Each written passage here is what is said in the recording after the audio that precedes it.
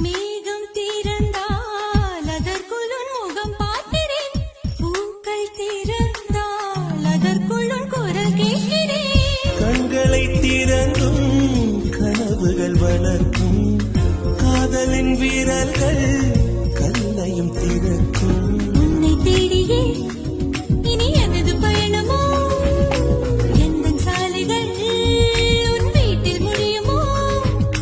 கனவு மங்கையே, உனது மனது எனது மனதில் இணையுமோ?